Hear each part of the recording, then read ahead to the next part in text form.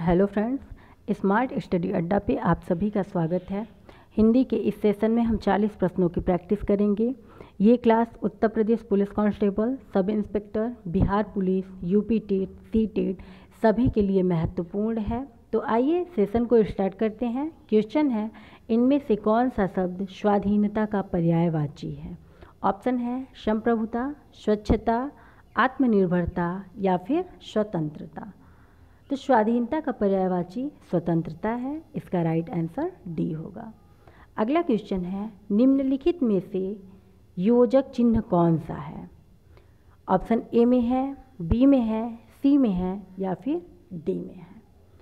तो योजक चिन्ह ऑप्शन ए में है, बी में हंसपद या त्रुटिपूरक चिन्ह है, सी में विस्मयादिबोधक चिन्ह है, डी में उद्धरण चिन्ह है। इसका राइट आंसर ए है। याद रखिएगा, इम्पॉर्टेंट है। विराम चिन्ह से एक क्वेश्चन जरूर आते हैं एग्जाम में। अगला क्वेश्चन है, इनमें से कौन सा शब्द स्तुति का विलोम है? समालोचना, आलोचना, निंदा या फिर समीक्षा। तो स्तुति का विलोम जो होता है निंदा है। इसका राइट आंसर सी है। अगला क्वेश्चन है, वेदना में कौन सा प्रत्यय है? अना प्रत्यय है, आना प्रत्यय है, दना प्रत्यय है या फिर विदन। वेदना का मूल शब्द जो है विद है, इसमें अना प्रत्यय जुड़ा है, अना।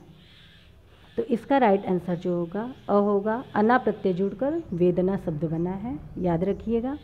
अगला क्वेश्चन है, मैंने आम खाया वाक्य इनमें से किसका उदाहरण है? ऑप्शन है अपूर्ण भूत का, सामान्य भूत का, संदिग्ध भूत का या फिर आसन्न भूत का। इसका राइट आंसर क्या होगा? तो इसका राइट आंसर जो है डी होगा। मैंने आम खाया, क्रिया से पता चल रहा है कि कार्य अभी अभी पूरा हुआ है। जब ये पता चले कि कार्य अभी अभी पूरा हुआ है तो वहाँ पर आसन्न भूत होता है। अगला क्वेश्चन है, निम्नलिखित प्रश्न में दिए गए विकल्पों में से रेखांकित शब्द के आधार पर सर्वनाम के सही भेद को पहचानिए। कोई आपसे मिलने आया है। तो रेखांकित शब्द के आधार पर सर्वनाम के सही भेद बताना है आपको। अनिश्चयवाचक सर्वनाम है, प्रश्नवाचक सर्वनाम है या फिर संबंधवाचक सर्वनाम है या फिर निजवाचक सर्वनाम है। कोई मतलब अनिश्चित है, पता नहीं है कि कौन है। तो इसका राइट आंसर ए होगा, अनिश्चयवाचक सर्वनाम है। इम्पॉर्टेंट है। सर्वनाम से भी एग्जाम में क्वेश्चन बार बार रिपीट होते हैं, एक क्वेश्चन जरूर आते हैं कोई भी एग्जाम हो, इसलिए इसको भी आप लोग अच्छे से पढ़िएगा। अगला क्वेश्चन है, व्यंजन को स्वर रहित दिखने के लिए किस चिन्ह का प्रयोग किया जाता है? ऑप्शन है अनुस्वार का, अनुनासिक का, हलंत का या फिर स्वर का। तो व्यंजन को स्वर रहित दिखने के लिए हलंत का प्रयोग किया जाता है। इसका राइट आंसर सी है। क में हलंत अगर लगा हुआ है तो ये स्वर रहित है। अगर इसमें अ जोड़ दिया जाए बराबर क हो गया तो ये स्वर सहित व्यंजन है। इसको आप लोग याद रखिएगा। अगला क्वेश्चन है, निम्नलिखित प्रश्नों में 4 विकल्प दिए हैं, जिनमें से उस विकल्प का चयन करें जो दिए गए शब्द का पुल्लिंग है। तो यहाँ पर आपको सम्राज्ञी का पुल्लिंग बताना है। ऑप्शन है राजा, महाराजा, सम्राट या फिर बादशाह। तो सम्राज्ञी का पुल्लिंग जो होगा सम्राट होगा। इसका राइट आंसर सी है, याद रखिएगा। अगला क्वेश्चन है, निम्नलिखित में से किस वाक्य में सकर्मक क्रिया है? ऑप्शन है कशिश हंस रही है, चिड़िया उड़ रही है, सूरज उग रहा है, सीता वीणा बजा रही है। तो इसमें कौन सी सकर्मक क्रिया है? इसका राइट आंसर डी होगा, सीता वीणा बजा रही है। कशिश हंस रहा है, हंसना जो है अकर्मक क्रिया है, यहाँ कोई कार्य नहीं हो रहा है। चिड़िया उड़ रही है, उड़ना भी अकर्मक क्रिया है। सूरज उग रहा है, उगने का अर्थ है उदय से, तो यहाँ पर भी अकर्मक क्रिया है, यहाँ कोई कार्य नहीं हो रहा। इसका राइट आंसर डी है, याद रखिएगा। अगला क्वेश्चन है, दिए गए अनेकार्थी शब्द का एक अर्थ है, उस शब्द को चुनें। यहाँ पर आप लोगों को मुद्रा का अनेकार्थी बताना है। क्या होगा? रूप होगा, भाग होगा, पर्वत होगा या फिर गोद होगा। तो मुद्रा का अनेकार्थी जो होता है रूप होता है। इसका राइट आंसर ए है। मुहर, आकृत, सिक्का, अंगूठी, धन, ये सभी मुद्रा के अनेकार्थी शब्द हैं। नोट डाउन कीजिएगा आप लोग, इम्पॉर्टेंट हैं। भाग के अनेकार्थी होते हैं हिस्सा, विभाजन, इसको भी आप लोग नोट डाउन कर लीजिएगा। अगला क्वेश्चन है, निम्नलिखित प्रश्नों में 4 विकल्पों में से उस विकल्प का चयन करें जो सही विकल्प है। उपसर्ग और प्रत्यय दोनों ही शब्द डैश नहीं होते हैं, क्रिया नहीं होते हैं, अव्यय नहीं होते, शब्दांश नहीं होते या फिर सर्वनाम नहीं होते हैं। तो उपसर्ग और प्रत्यय दोनों ही शब्द अव्यय नहीं होते हैं। इसका राइट आंसर बी है। वेरी इंपॉर्टेंट क्वेश्चन, ये कई बार एग्जाम में रिपीट हुआ है क्वेश्चन। यूपीएसआई में भी आया हुआ क्वेश्चन है, ये 2021 में आया था, इसको आप लोग याद रखिएगा। अगला क्वेश्चन है, निम्नलिखित प्रश्नों में 4 विकल्पों में से उस विकल्प का चयन करें जो दिए गए शब्द का सही समान अर्थ वाला शब्द है। तो यहाँ आप लोगों को शरीर का समानार्थी शब्द बताना है। क्या होगा? ऑप्शन है कलेवर, विद्युत, पद्मा, महिला। तो शरीर का समानार्थी अर्थ जो होता है वो कलेवर है, समानार्थी शब्द कलेवर है। इसके साथ ही देह, काया, अंग, गात, तनु और वपु, ये सभी भी शरीर के समानार्थी शब्द हैं, याद रखिएगा। पद्मा की समानार्थी इम्पॉर्टेंट है, नोट डाउन कर लीजिए। चंचला, लक्ष्मी, कमला, रमा और हरिप्रिया। इसके साथ ही महिला के समानार्थी शब्द भी इम्पॉर्टेंट हैं, उसको भी नोट डाउन कीजिए आप लोग। कामिनी, कांता, सुंदरी, औरत, स्त्री, ये सभी बार बार एग्जाम में रिपीट होते हैं, इसको आप लोग नोट डाउन कीजिएगा, अच्छे से पढ़िएगा।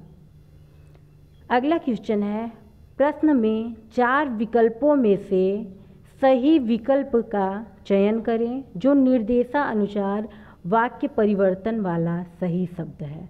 राधा स्कूटी चला रही है, इस वाक्य को आप लोगों को भाववाच्य में परिवर्तित करना है। ऑप्शन है राधा से स्कूटी चलाई जाती है, बी है राधा से स्कूटी चलती है, सी है राधा स्कूटी चलाई, डी है स्कूटी राधा चलाई। तो यहाँ पर आप लोगों को इसे भाववाच्य में बदलना है। तो इसका राइट आंसर जो होगा ए होगा, राधा से स्कूटी चलाई जाती है।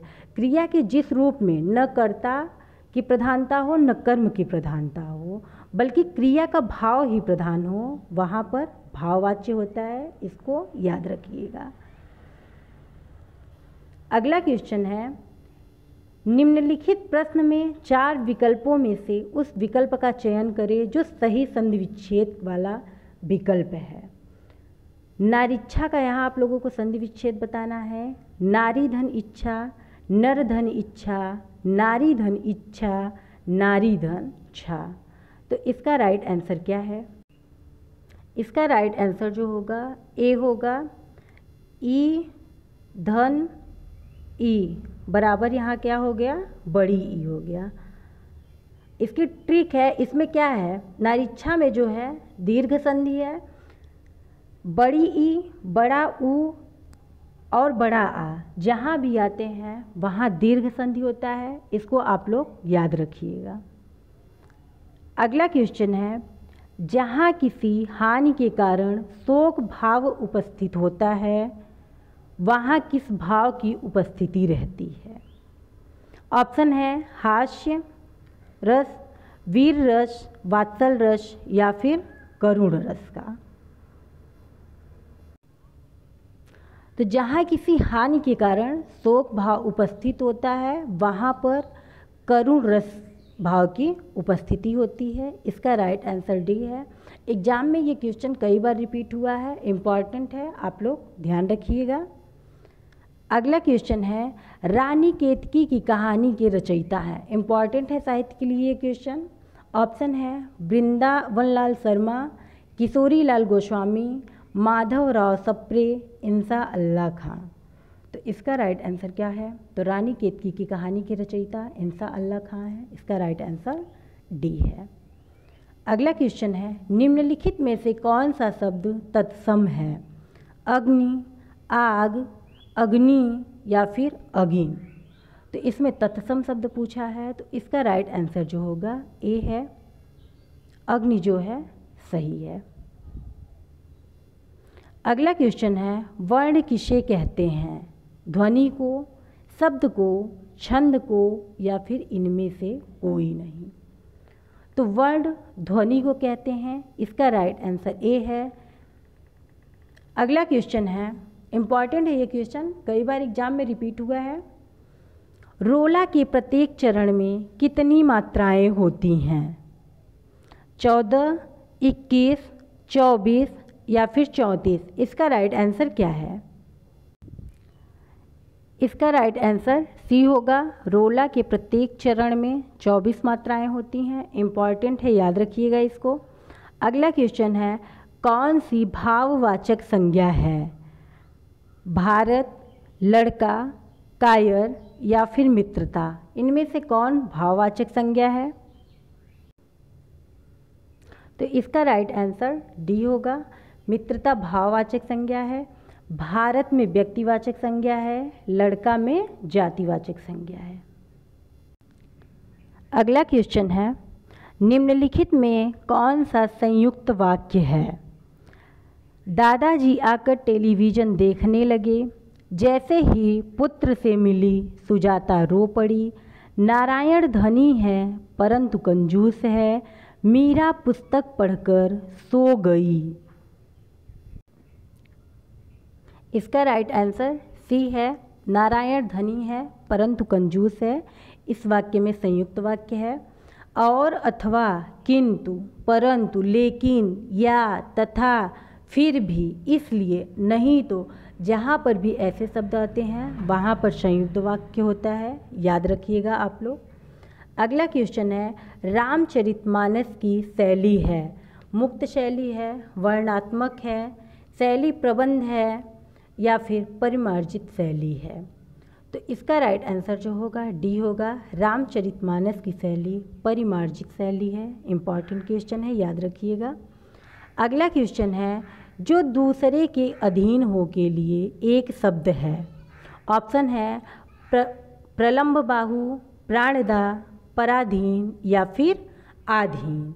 तो जो दूसरों के अधीन हो उसके लिए एक शब्द है पराधीन। इसका राइट आंसर सी होगा, याद रखिएगा, इम्पॉर्टेंट है।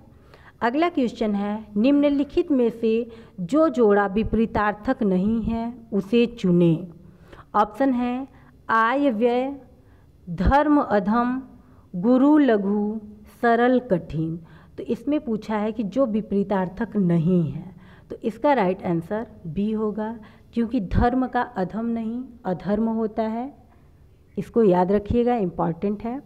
अगला क्वेश्चन है, निम्न में ओष्ठ वर्ण कौन है?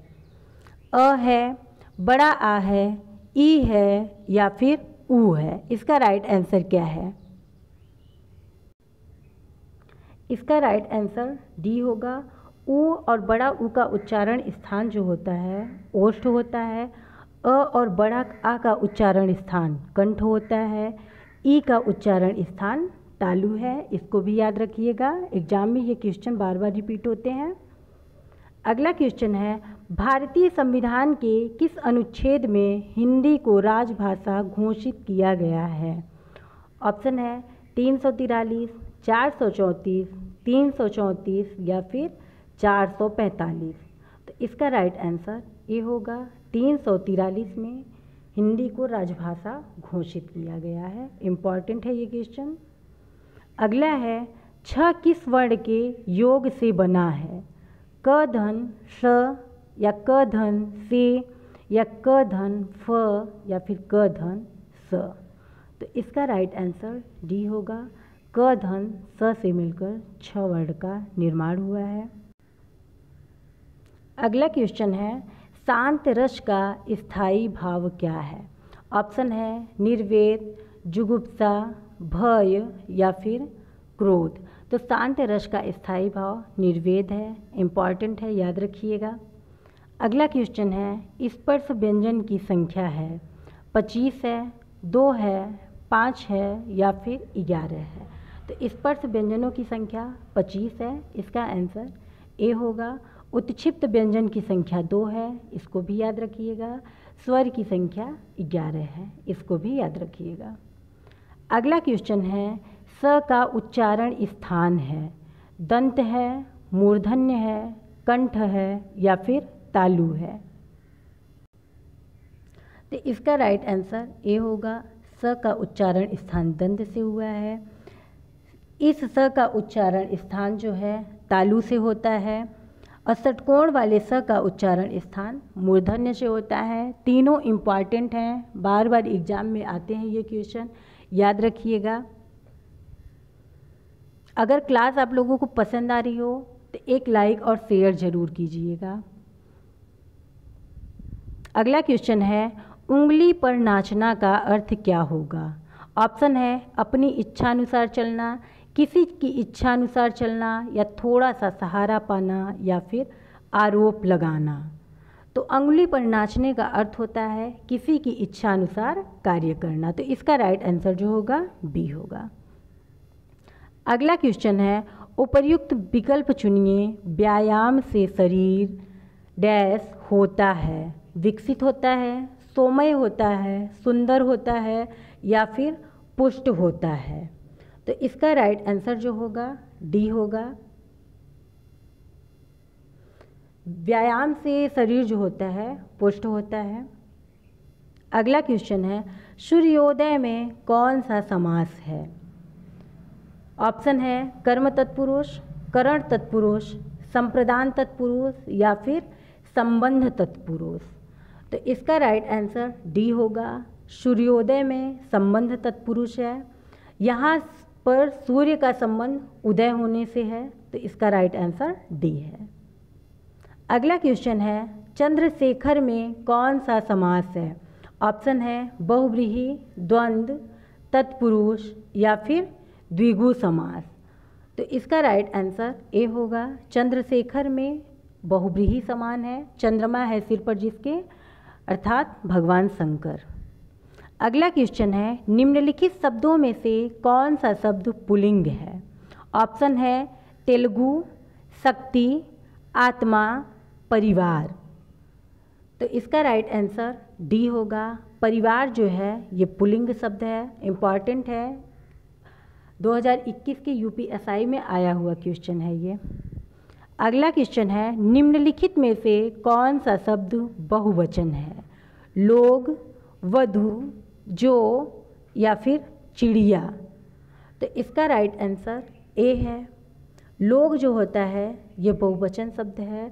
जैसे आप लोग वाक्य में इसका प्रयोग करेंगे, मैं वहाँ पहुँचा तो लोग पहुँचे थे वहाँ पर, या पहले से खड़े थे वहाँ पर। तो लोग जो होता है बहुवचन में प्रयोग होता है। अगला क्वेश्चन है सीता बच्चों के लिए फल लाई। वाक्य में कारक है, संबंध कारक है, संबोधन कारक है, अपादान कारक है या फिर संप्रदान कारक है। तो इसका राइट आंसर डी होगा। सीता बच्चों के लिए फल लाई, तो यहाँ पर संप्रदान कारक है। अगला क्वेश्चन है लता गा रही है। इस वाक्य में क्रिया किस काल का बोध करा रही है। सामान्य भविष्य का, सामान्य भूत का, अपूर्ण भूत का या फिर अपूर्ण वर्तमान का। तो लता गा रही है, यहाँ पर अपूर्ण वर्तमान है, इसका राइट आंसर डी है। अगला क्वेश्चन है निम्न में से कौन सा जल का पर्यायवाची है। ऑप्शन है अम्बुधि, नीरज, नीर या फिर वारिज। तो जल का पर्यायवाची नीर है, इसका राइट आंसर सी है। पानी, अमृत, तोय ये सभी जल के पर्यायवाची हैं, इसको भी आप लोग नोट डाउन कीजिएगा। अगला क्वेश्चन है अभिराम अविराम का सही अर्थ है। दूसरा, दूसरा, परस्पर या फिर सुंदर लगातार या फिर तो कहा न जाए बिना थके हुए या फिर दूसरा, दूसरा लगातार। तो अभिराम और अविराम का सही अर्थ क्या है? तो इसका राइट आंसर जो होगा बी होगा। अभिराम का अर्थ होता है अच्छा लगने वाला, मनोहर, सुंदर। और अविराम का जो अर्थ होता है वो होता है लगातार, निरंतर, मतलब बिना रुके हुए जो कार्य करता रहे, लगातार होता रहे। आज की क्लास यहीं समाप्त होती है। मिलते हैं अगले क्लास में। अगर आप लोगों को कोई क्वेश्चन ना समझ में आया हो तो कमेंट करके ज़रूर पूछिएगा। तब तक के लिए जय हिंद।